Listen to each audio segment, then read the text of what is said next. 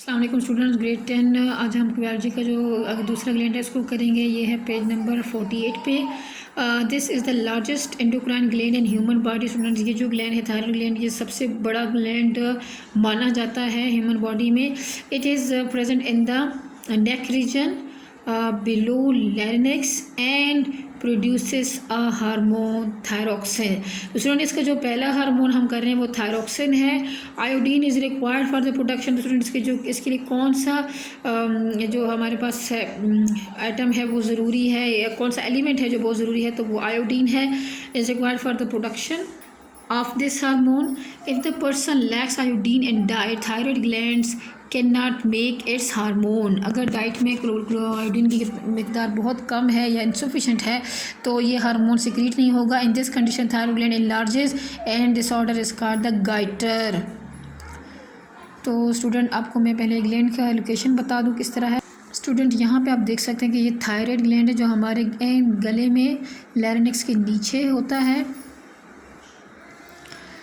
इसको थोड़ा क्लियर करके बताया हुआ है। तो ये थायराइड ग्लैंड है और इसका जो पर्पल कलर के आपको डॉटेड पोजीशन नज़र आ रहे हैं तो इसको पैराथायराइड ग्लैंड्स कहते हैं, जो कि पोस्टीरियर ऑफ थायराइड है। यानी कि थायराइड ग्लैंड के निचले हिस्से में, इनके पिछले हिस्से में मौजूद है।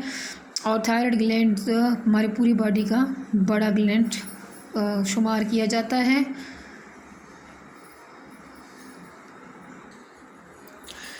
Thyroxine increases the breakdown of food, oxidation and release of energy in the body. तो स्टूडेंट्स, आप देखें कि इस ग्लैंड की क्या अहमियत है, फंक्शन है कि ये जो हम फूड खाते हैं उसकी ब्रेक डाउन करता है।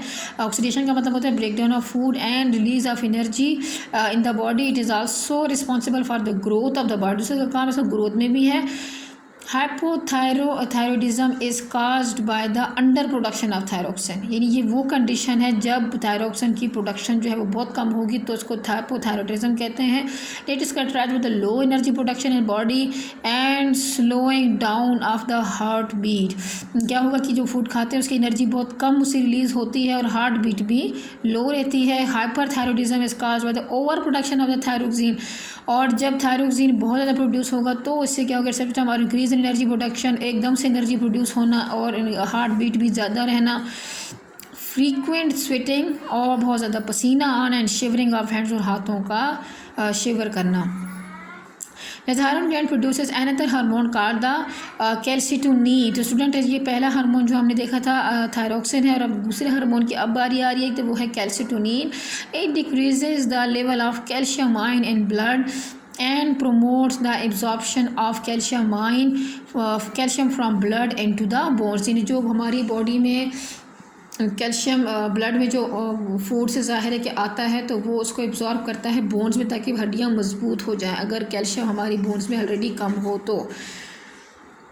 Parathyroid gland, these are the 4 gland situated on the posterior side of the thyroid gland. मैंने आपको पहले भी दिखाया पिक्चर में। They produce a hormone known as a parathormone.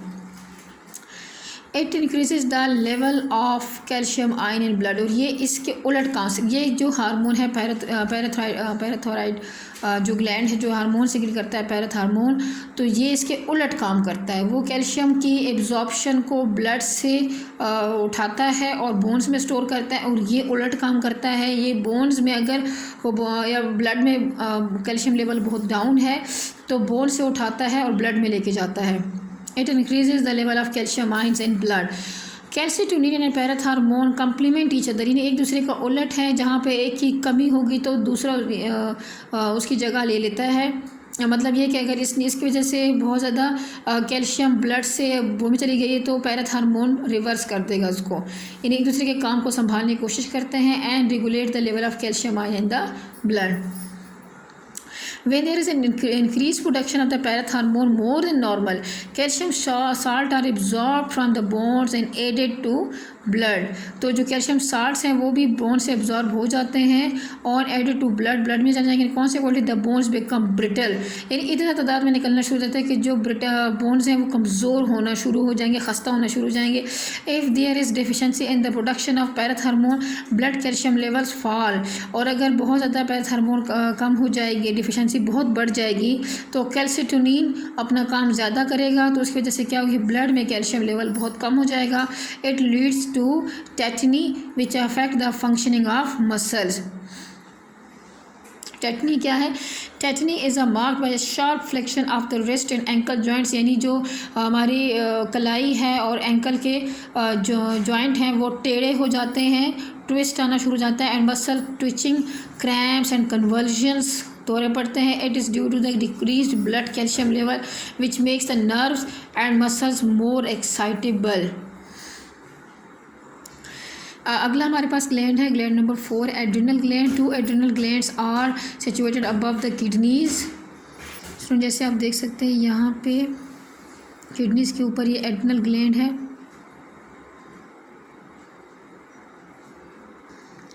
Each adrenal gland consists of 2 parts. The outer part is cortex and the inner part is medulla. Adrenal medulla secretes a hormone called the epinephrine or adrenaline in response to stress. यानी ये जो hormone है ये stress को response में hormone secrete करता है जिसका हम एपिनेफ्रीन कहते हैं या एड्रेनलिन कहते हैं. It prepares our body to overcome emergency situations. Therefore adrenaline is also termed as emergency hormone. तो एड्रेनलिन को इमरजेंसी हार्मोन भी कहा जाता है. The adrenal cortex secretes many hormones called corticosteroids which maintain the balance of salt and water in the blood. तो student यहाँ पे adrenal cortex जो है, जैसे हमने कहा कि आउटर पार्ट उसका जो एड्रेनल ग्लैंड का है वो कॉर्टेक्स है और इनर का मेड्यूला है. तो इनर का हमने देखा कि वो हार्मोन सिक्रीट करते हैं एपिनेफ्रीन या उसको एड्रेनलिन कहेंगे. और एड्रेनलिन का काम क्या है कि वो इमरजेंसी सिचुएशन में काम आता है, यानी रिस्पॉन्स टू स्ट्रेस में रिलीज़ होते हैं. और अगला जो उसका कॉर्टेक्स है वो सिक्रीट करता है हार्मोन जिसको कहा जाता है कॉर्टिकोस्टेरॉइड्स, जिसका काम है कि बॉडी में जो ब्लड है उसमें साल्ट और वाटर का बैलेंस को मेंटेन करना. अगला जो हमारे पास ग्लैंड है वो क्या है? Pancreas. This organ has 2 function. The major part of pancreas is ducted. Exocrine है, एक्सोक्राइन ग्लैंड है, and this portion secretes digestive enzymes. और ये जो पोर्शन है ये बेसिकली इसका काम जो है ज़्यादातर है वो है डाइजेस्टिव एंजाइम्स में है through the duct into the small intestine. Portions of pancreas serve as a ductless endocrine glands में, जहाँ पे ग्लैंड जो डक्टलेस काम करेंगे यानी अपना सिक्रेशन डायरेक्ट ब्लड वहाँ पे एंडोक्राइन में आता है, और जहाँ पे वो ग्लैंड्स यूज़ करती हैं, ग्लैंड्स डक्ट्स यूज़ करेंगे तो वो एक्सोक्राइन में आता है. This portion contains groups of endocrine cells referred to as isolates of Langerhans.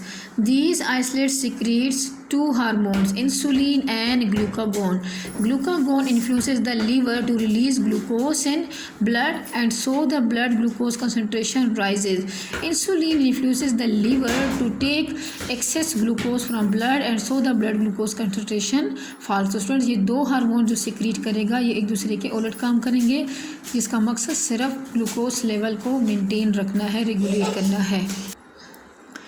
If a person's pancreas does not make normal quantity of insulin, the blood glucose concentration rises, and we say that the person has diabetes mellitus. Person with diabetes have loss of body weight, weakening of muscles and tiredness. इनका body weight कम होना शुरू हो जाएगा और उसके जो muscles हैं week पड़ना शुरू हो जाते हैं और उनके अंदर थकावट का एहसास बहुत ज़्यादा होता है. The disease can be controlled by insulin administration. In insulin जो है आर्टिफिशियली भी दी जा सकती है, लगवाई जा सकती है. Formerly, insulin extracted from the animals was used for this purpose, but now human insulin produced from bacteria through genetic engineering is available. So यहाँ पे एक चार्ट दिया हुआ है कि ब्लड ग्लूकोज का जो टेस्ट होता है वो आफ्टर 8 to 10 आवर्स लिया जाता है. फर्स्ट का मतलब है कि जैसे रात में अगर आपने 7-8 बजे खा लिया तो अब आप सुबह के 6 से या 8 बजे तक कुछ भी नहीं खाएंगे, यानी उसके दौरान खाना पीना कुछ नहीं होगा, तो उसको फास्ट कहेंगे ग्लूकोज टेस्ट के लिए. तो इसका जो है कि ब्लड ग्लूकोज जो कंसंट्रेशन है फ्रॉम 70 टू, अगर आपका टेस्ट में जो कंसंट्रेशन 70 to 99 आ रही है मिलीग्राम पर 100 ml, तो डायग्नोसिस में ये नॉर्मल है, आपका जो ब्लड शुगर लेवल है वो नॉर्मल है। अगर 100 to 125 है तो ये प्री डायबिटीज़, यानी आपको डायबिटीज़ हो सकती है, अभी हुई नहीं है, तो आपको कंट्रोल करके अपनी डाइट में थोड़ी सी चेंजेस करके तो आप मुसलसल डायबिटिक होने से बच सकते हैं।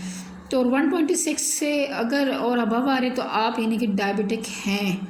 तो इसके बाद blood glucose 2 hours after 75 gram glucose drink, अगर आपने कुछ भी मीठा खा लिया या खाना खा लिया है तो उसके 2 घंटे के बाद दोबारा इसका टेस्ट किया जाता है कि अब क्या रिज़ल्ट आ रहा है। तो अगर वो लेस देन 140 है तो नॉर्मल है, और अगर 40 से 200 है तो ये प्री डायबिटिक की तरफ डायग्नोस हो सकता है कि आप प्री डायबिटिक हैं, और ओवर 200 है तो आप कंफर्म डायबिटिक हैं। मतलब खाने से 8-10 घंटे पहले भी टेस्ट होता है, और फिर कुछ खा के 75 ग्राम ग्लूकोज ड्रिंक, जिसमें भी ग्लूकोज तो आपको पता है ग्लूकोज का रोटी में भी है, और अगर डायरेक्ट ग्लूकोज लेते भी हैं ड्रिंक की शक्ल में तो 2 घंटे के बाद उसका टेस्ट होता है। तो तब भी अगर यानी हम लेवल्स चेक कर सकते हैं कि खाने से पहले और खाने के बाद क्या उनके लेवल है। ब्लड ग्लूकोज कंसनट्रेशन, जिसको BGC टेस्ट भी कहते हैं, the amount of glucose in the blood is measured by this test used to diagnose diabetes.